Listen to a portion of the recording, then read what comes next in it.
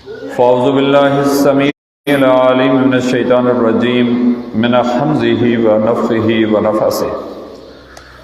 अन अबी हुरैरा रज़ियल्लाहु अन्हु क़ाल क़ाल रसूलुल्लाहि सल्लल्लाहु अलैहि वसल्लम मन लम यदअ क़ौल ज़ूर वल अमल बिही फ़लैसा लिल्लाहि हाजतुन फ़ी अन यदअ तआमहु व शराबहु। रवाहुल बुख़ारी।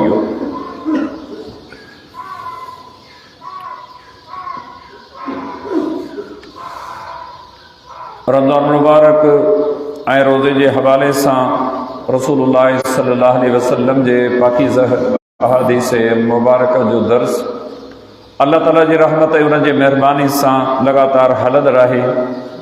इन मज़मून जी मुनासिबत सां अॼु जेका ही हदीस मुबारक आहे तव्हां जे साम्हूं बयानु कई आहे, उहा हदीस शरीफ़ जे किताब सही बुख़ारी जी आहे ऐं सैयदना अबू हुरैरा रज़ियल्लाहु ताला अन्हु हदीस जो रावी आहे।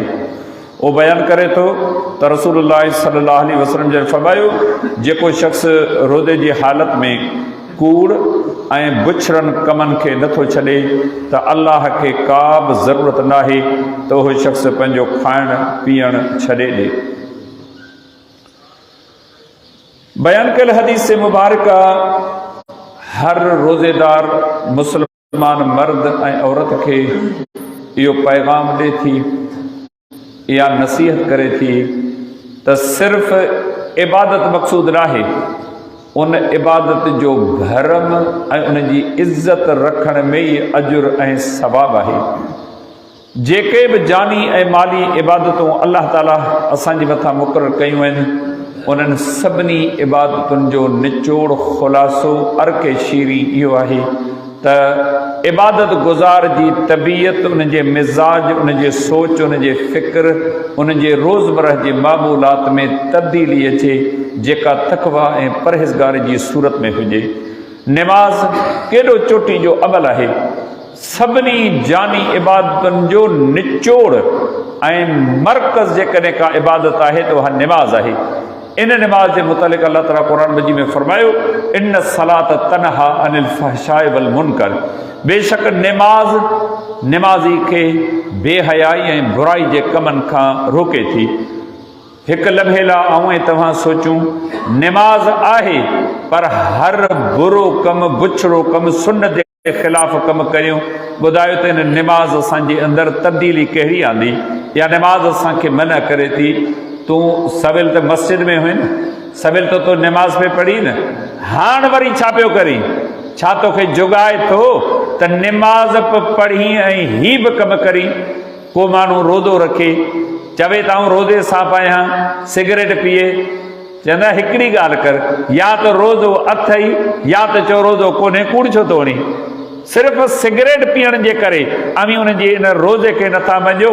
कॾहिं सोचियो अथव आऊं या तव्हां मां को माण्हू इबादत करे वरी अल्लाह जे मना कयल कमनि में काहे पवे, रसूल अकरम सल्लल्लाहु अलैहि वसल्लम जे झलियल कमनि में काहे पवे, पोइ ॿुधायो त इन इबादत तब्दीली कहिड़ी आंदी आहे।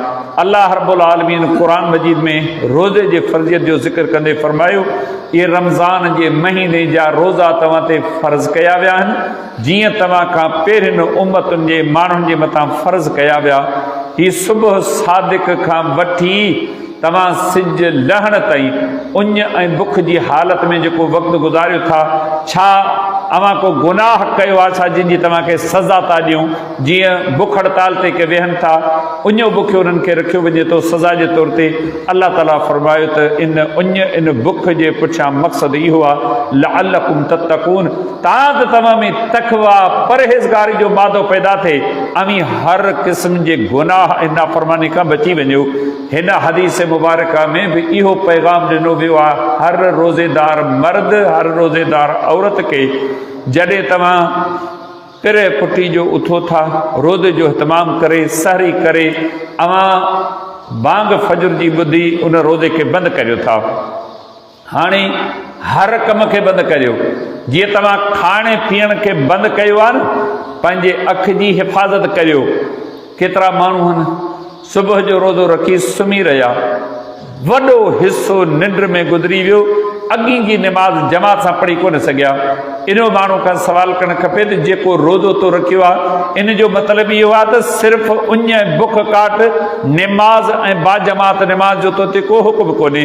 वरी उहो थियो अञा 5-4 कलाक पिया आहिनि, वक़्तु नथो गुज़रे, वियो वरी वञी टीवी खोले होटल ते या कंहिं अहिड़ी तफ़रीही जाइ ते वियो, तां त हुनजो वक़्तु गुज़रे, अखि हुनजी छा थी ॾिसे, कन हुन जा छा था ॿुधनि। छा रोज़ो सिर्फ़ु उञ ऐं बुख काटण जो नालो आहे? जी न, हर इबादत जो को न को मक़सदु आहे। हीअ हदीस मुबारक दरस ॾिए थी सिर्फ़ु इबादत मतलूब न आहे। तव्हां क़ुरान करीम जो मुतालियो करियो, मुनाफ़िक़नि में इबादत जी का खोट हुई छा?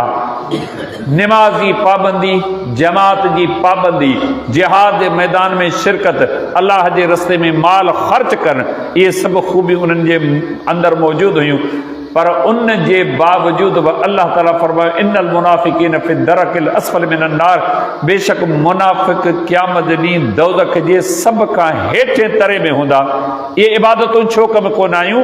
इबादतुनि जे क़बूलियत जो शरीयत हिकिड़ो मायार कसवटी पैमानो मुक़ररु कयो आहे। जॾहिं उहा इबादत उन मायार ते पूरो लहे थी तॾहिं अल्लाह ताला वटि उहा क़बूलियत जो दर्जो माणे थी। अल्लाह जे पैगंबर सल्लल्लाहु अलैहि वसल्लम ने फरमायो जंहिं रोज़ो रखियो, रोज़े रखण खां पोइ पंहिंजे पाण खे संभालियो, हर हर हुनखे अहसास थिए त रोज़े में आहियां, मूंखे हीउ कमु करणु न खपे।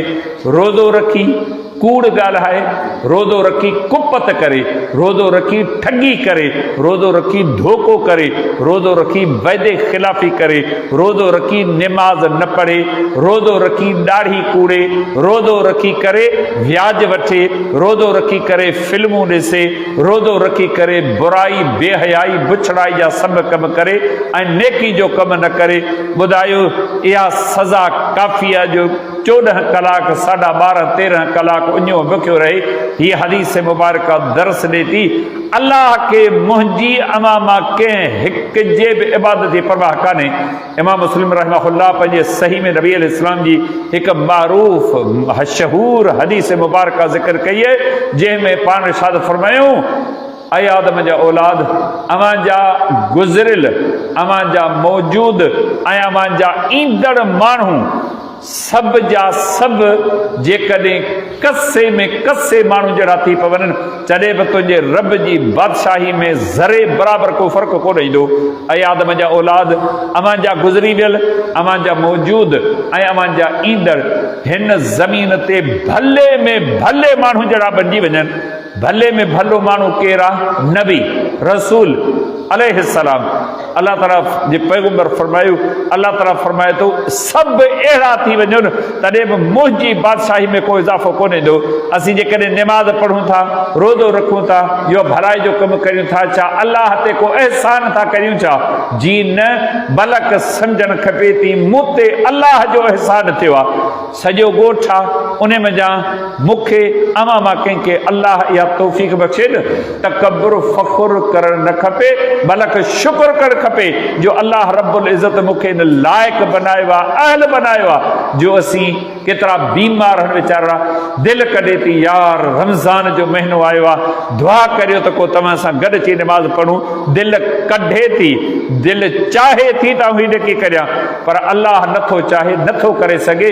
ऐं तव्हां इहो सम्झो ही जेकी कुझु थोरो घणो करियूं था ही अल्लाह जी तौफ़ीक़, अल्लाह जी रहमत, अल्लाह जी महिरबानी आहे, पोइ रब जो शुक्र करणु खपे। हीअ हदीस मुबारक दर्स ॾिए थी रोज़े रखण खां पोइ तबियत, मिज़ाज, सोच, फिक्र, मामूलात में कहिड़ो फ़र्क़ु आयो आहे। जेकॾहिं संजीदगी सां सोचूं था, इंसाफ़ न अदुल जी नज़र सां ॾिसूं था न, हीउ रोज़ो बि हिकिड़ी रस्म सां करे छॾियो आहे। रोज़ो रखी पोइ जीअं वणे उहे करियूं, जी न।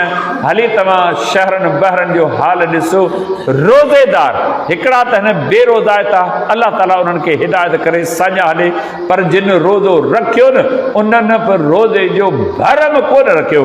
जंहिंजी इज़त रखणी ही न, हीअ ॾाढ़ी आहे न, केॾो अज़ीम अमल आहे, पर इहा ॾाढ़ी तक़ाज़ा करे थी त ॾाढ़ी जो भरम रख। इहा ॾाढ़ी रखी न, मुठ ते सिगरेट बाज़ार मां हलंदो पीअंदे वञे, माण्हू चवंदसि कोन, लंघी वेंदो, पोइ वरी जेके तबसरा कंदा उहे ॿुधी ॾिसो त माण्हू छा था चवनि। इहा ॾाढ़ी खणी खुलियो वॾो होटल हुजे, ॾाढ़ी खे कंगो ॾेई तेल मखे मन न थी वञे ने होटल ते वेही फिल्म ॾिसे, ठूठू हणंदा माण्हू, ॾाढ़ी ॾिसीसि, हुनखे कोन चवंदा। यकीन ॼाणो ही नेकियूं असां खां के तक़ाज़ाऊं कनि थियूं। निमाज़ पढ़ी उथी किथां आयो, होटल ते वेठो फिल्म ॾिठई पे, उतां उथी अची निमाज़ पढ़ी, निमाज़ पढ़ी दुआऊं घुरी ज़िक्र अज़कार करे धू होटल ते। पुछी तो तोखे निमाज़ कहिड़ी बुराई खां रोकियो आहे? हक़ीक़त हीअ असीं पंहिंजे पाण खे सच नथा चऊं ऐं सच ॿुधण बि गवारा नथा करियूं न। अमल बुरो छॾणु ऐं पाण में तब्दीली आणणु त थी पंहिंजी जाइ ते, ॿुधाईंदड़ ते कावड़जूं था। सॼे ॻोठ में तोखे आऊं मिलियो आहियां, ॿियो को माण्हू ई कोन मिलियो आहे। अलाह जा बाना, हिकिड़ो माण्हू नेकी जो हुकुम करे थो, बुराई खां रोके थो, पंहिंजी तबियत पंहिंजे मिज़ाज खां पुछणु खपे असां ऐं तव्हां कहिड़ी तब्दीली पाण में आंदी आहे। हीअ हदीस दरस ॾे थी, मता को सम्झे त मूं रोज़ो रखियो, हाणे बसि वॾो कमु करे छॾियुमि, जी वणियो हे करियां, खावां पीआं त कोन थो न। जी न, रोज़ो सिर्फ़ु खाइण ऐं पीअण खां पंहिंजे पाण खे रोके रखण जो नालो न आहे। हर बुरे कमु, हर बुछड़े कमु, हर ग़लति कम खां मूंखे ख़बर आहे, अमां मां हर हिक खे ख़बर आहे, हीअ जेकी सी करियूं पिया न ग़लति पिया करियूं। पोइ हिन रोज़ो छा फ़र्क़ु आणे सघंदो? केतिरनि मरहलनि मां लंघी ई रोज़ो वञी धणी दर क़बूल पवे थो। ईअं न थिए जो उथंदे इहो रोज़ो ख़राब थी वञे, जॾहिं रोज़ो रहियो ई कोन त पोइ अजुर ऐं सवाब कहिड़ो मिलंदो। अलाह जा बाना, पंहिंजी ज़बान खे हिफ़ाज़त में रखो। गिला, गीबत, कूड़, कुपत, टका, फूकू, ख़बरूं, इन्हनि खां पाण खे रोके रखूं। पंहिंजे कननि जी हिफ़ाज़त करियूं, पंहिंजे अखियुनि जी हिफ़ाज़त करियूं, नियतुनि जी हिफ़ाज़त करियूं, बुराई बुछड़े खां पंहिंजे पाण खे रोके रखूं त जी ही काटिल उञ, बर्दाश्त कयल बुख बारगाह इलाही में क़बूल पवे। शाल रब्बुल आलमीन सभ खां पहिरियां मूंखे, उन खां बाद तव्हां सभिनी भाइरनि, दोस्तनि, अहबाबनि, माइरनि ऐं भेनरुनि खे हिन अज़ीम इबादत जी इज़त ऐं भरम रखण जी तौफ़ीक़ अता फ़रमाए ऐं इहा इबादत क़बूल करे मुंहिंजी अवां सभिनी जी क़बर ऐं आख़िरत मोचारी फ़रमाए। वमा अलैना इल्ला